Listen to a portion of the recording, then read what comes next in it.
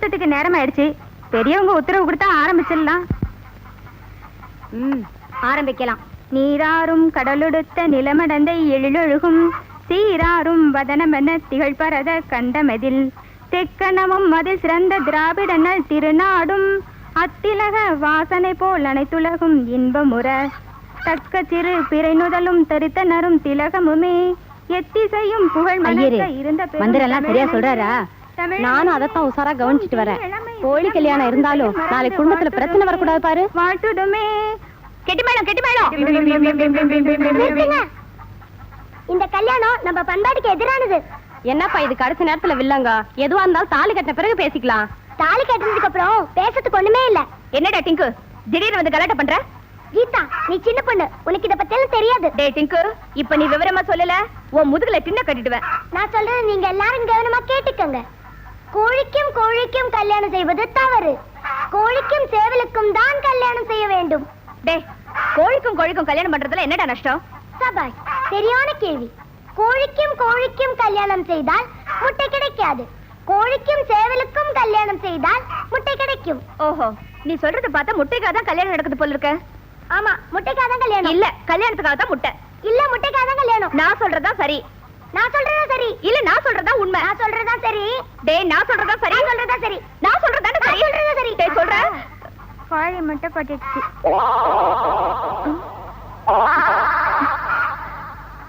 என்னங்கடா அது? கோழிக்கு இப்பதான் கல்யாணம் நடக்க போகுது, அதுக்குள்ள எப்படி முட்டை? நிச்சயமாக இதுக்கு ஒரு சேவல் தான் காரணமாக இருக்க முடியும். யார் அந்த சேவல்?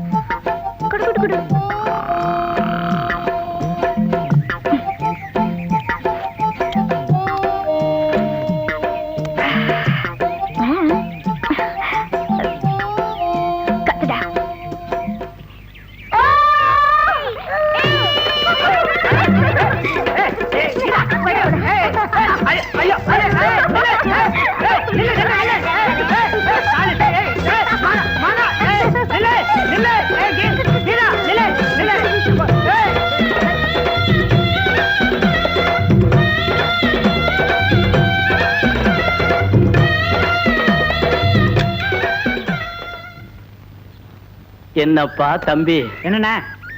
வாழ்க்கையே வெறுத்து போச்சுப்பா. என்னண்ணா ரொம்ப அழுத்துக்கிறீங்க? அதை ஏன்பா கேக்குற? இந்த சின்ன பையங்கிற பேர்ல கடுதாசிய வச்சுக்கிட்டு ஒரு வாரமா அலைஞ்சுக்கிட்டு இருக்கேன். இந்த சின்ன பையன் கிடைக்கவே மாட்டேங்கிறான்ப்பா. ஆமா, உங்க பேர் என்னண்ணா? சின்ன பையன். அப்ப அந்த லெட்டர் என்ன உங்க பேருக்கு வந்ததா இருக்க கூடாது? ஆமா, என் பெரிய பையன் துபாயில இருக்கான், அவன் எழுதியிருக்கான்ப்பா. நல்லா போங்கண்ணா. உங்க பேரே உங்களுக்கு ஞாபகம் இல்லையா? நீங்க எல்லாம் இங்க மத்தவங்களுக்கு லெட்டர் கொடுத்து எனக்கு ஞாபகம் மறதி இல்லைன்னா நான் போஸ்ட் மேனாவா இருப்பேன், போஸ்ட் மாஸ்டர் ஜெனரலாவே ஆகியிருப்பேன். கிழிச்சிருப்பீங்க.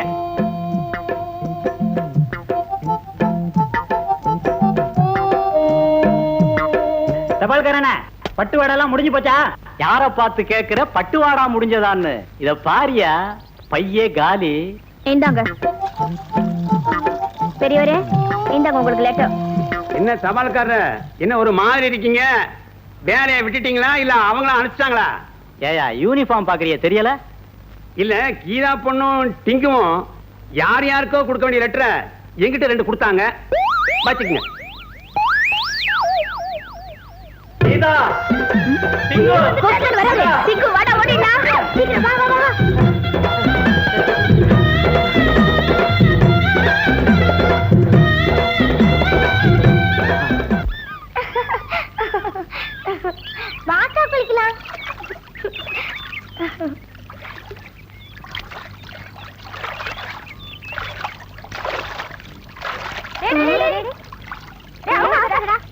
அவுக்காதடா. என்ன விஷயம்? ஆம்பளைங்க குளிக்கிறடா, ஆம்பளைங்க குளிக்க கூடாது.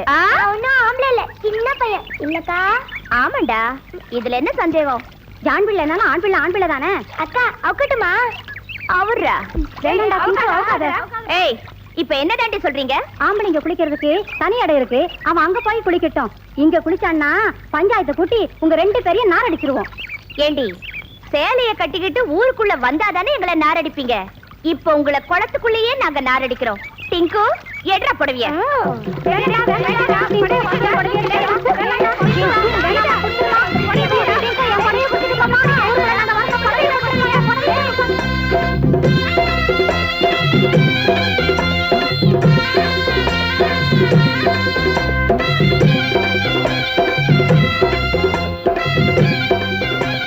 ஏங்க, ஒரு காபி, டீ, மோர், ஹார்லிக்ஸ், போன் விட்டா ஏதாவது சாப்பிடுங்க. ஏன் சார், என்ன விருந்துக்கா வந்திருக்கோம்? அட ஒரு மரியாதைக்கு தான். மரியாதை இருக்கட்டுமா? நீங்க பொண்ணை பத்திருக்கீங்களா, ரவுடிய பத்திருக்கீங்களா? இல்லையா, எனக்கு ரொம்ப நாளா ஆம்பளை புள்ள இல்ல, அதனால இத ஆம்பளையா வளர்த்துட்டோம். ஏன் இவன் ஆம்பளை இல்லையா? இவன் லேட்டா பிறந்தான். அந்த கதையெல்லாம் இங்க வேண்டாம். உடனடியா உங்க பொண்ணுக்கு ஒரு மாப்பிளைய பார்த்து கல்யாணம் பண்ணி வைங்க. உடனடியா கல்யாணம் பண்ண முடியாத, மாப்பிளை வேண்டாம். ஏன் நான் இல்ல? எது? மாப்பிளை பாக்குறதுக்குமா? எங்க பொண்ணுக்கு நீங்க என்ன மாப்பிள்ளை பாக்குறது? உங்க உடம்ப தூக்கிட்டு அலைய முடியாது, நாங்களே பாத்துக்கிறோம். என்னங்க பேசாம நம்ம பெரிய பொண்ணுக்கு ஒரு கடைதாசி போடுங்க மாப்பிள்ளை பார்க்க சொல்லி. ஓ, இந்த எழுதிடுறேன்.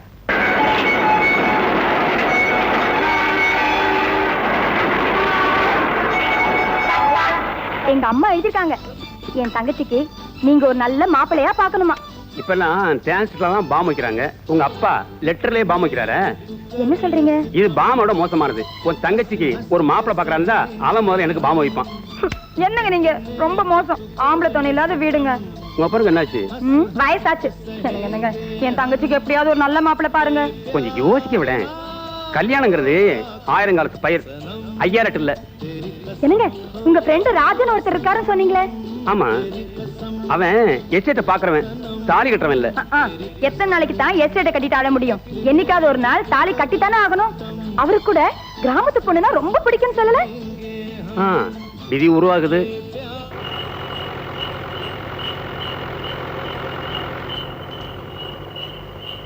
வாயா சின்ன பையா. மாஸ்டர், உங்களுக்கு ஒரு லெட்டர் வந்திருக்கு. அட, இது என்ன அதிசயமா இருக்கு? ஐயா, ஒரு விண்ணப்பங்க. என்ன? வர்ற வெள்ளிக்கிழமை ஆ. எங்க தெருவுல இருக்கிற மாரியம்மன் கோயில்ல நான் அங்க பிரதட்சணம் பண்றேன். நீயா? அடடடட, ரொம்ப நல்ல விஷயமாச்சே. அதுக்கு கொஞ்சம் ஹெல்ப் பண்ணணும். என்ன? ஒரு 5 or 10. 5 or 10 பைத்தியக்காரன், 50 ரூபா தர்றேன். கொஞ்சம் நம்ம தெருவுலயும் வந்து உருளு. எதுக்கு? ஏன்னா நம்ம தெருவுக்கு புல்டோசர் வந்து ரொம்ப நாள் ஆச்சு. ஒன்னால முடிஞ்ச ஒத்தாசையா இருக்கட்டும், வரேன். யாருகிட்ட இருந்து வந்திருக்குது? கல்யாணி, கல்யாணி. ஏன் கத்துறீங்க? நம்ம ரமா கிட்ட இருந்து லெட்டர் வந்திருக்குடி. ரமா கிட்ட இருந்தா என்ன எழுதிருக்கா? படிச்சா தானே தெரியும். நீ படிக்கிறியா, நான் படிக்கட்டுமா? நீங்களே படிங்க. நீங்க தான் ஹெட் மாஸ்டர் ஆச்சே, படிச்சா குரல் கணீர்னு இருக்கும். படிங்க. குரல் மாத்திரமா? நான் எது செஞ்சாலும் கணீர்னு தான் இருக்கும். தெரியுது, நீங்களே சொல்லிக்காதீங்க, படிங்க. என்னங்க கணீர்னு படிப்பீங்கன்னு பார்த்தா அங்கங்கங்கறீங்க. நம்மளை பத்தின சமாச்சாரத்துக்கு தான் விஷயத்துக்கு வரும்போது கணீர்னு படிப்பேன்டி. சரி சரி. தங்கை கீதா எப்படி இருக்கிறாள்? இன்னும் பச்சை குழந்தையாவே இருக்கிறாளா? அவளுக்கு நல்ல வரன் வந்துள்ளது. அவர் பெயர் ராஜன், மேல்நாட்டில் படித்த ஆபீசர். என் கணவருக்கு தெரிந்தவர். சம்பளம் இப்போதைக்கு 4000 ரூபாய். இன்னும் 1 வருடத்தில் 8000 ரூபாய் ஆகலாம். அப்படி ஒரு கணிப்பு. சம்பளம் மட்டும்தான் வருமானம் என்று நினைக்க வேண்டாம். சொந்தமாக ஒரு பங்களா, 2 கார். தாயில்லாத பையன். கொடுத்து வச்சிருக்கணுங்க மாமியா இல்லாத வீட்டுக்கு மருமகளா போறதுக்கு. இன்னும் கேளு, அனாதை. ரொம்ப நல்லதா போச்சு. கலகலப்பாக எல்லோருடனும் பழகுவார். அடாடாடாடா. அவர் கிராமத்து பெண்ணாக தேடுகிறார். ஏனென்றால் கலைநயம் மிக்கவர். பெண்ணுக்கு பாடத் தெரிய வேண்டுமாம், ருசியாக சமைக்க தெரிய வேண்டும். படிப்பு சுமாராக இருந்தால் பரவாயில்லை. அவர் எதிர்பார்ப்பதில் படிப்பு சுமார் என்பது மட்டும்தான் நம் கீதாவிடம் உள்ள தகுதி. இந்த சந்தர்ப்பத்தை பயன்படுத்தி அவரை மாப்பிள்ளையாக்க முயற்சிக்கவும். அவர் அங்க அடையாளங்கள் கவனி. அழகில் கமலஹாசன் மாதிரி. சிரிப்பு ஆரம்பகால கமலஹாசன் மாதிரி, கருப்பில் ரஜினிகாந்த், சுறுசுறுப்பில் பாக்கியராஜ். இதை வைத்து அவரை அடையாளம் கண்டுபிடிப்பது உங்கள் பொறுப்பு. ஒரு நல்ல பங்களாவில் தங்க வைத்து இந்த ராஜனுக்கு ராஜ மரியாதை தர வேண்டியது உங்கள் கடமை. இந்த அரிய வாய்ப்பை நழுவ விடாதீர்கள். மாப்பிள்ளை வரும் நாள் வியாழன். இன்றே கீதாவிற்கு பயிற்சியை தொடங்குங்கள். என்ன இது லாட்டரி குழுக்கள் மாதிரி இன்றே பயிற்சியை தொடங்குங்கள்னு எழுதியிருக்கான். அட வாங்குறத வாங்குவோங்க, அடிக்கிறது லட்சமா ஆயிரமாங்கிறத அப்புறமா தெரிஞ்சுட்டு போகுது. அடே அடே அடே கீதா கீதா, இவளுக்கு நான் எங்க இருந்து பயிற்சியை தொடங்குறது? இப்பவே எனக்கு தெரிஞ்சு போச்சு ரிசல்ட். அட சும்மா இருங்க, ஆ? விடுறதா இல்ல நான்.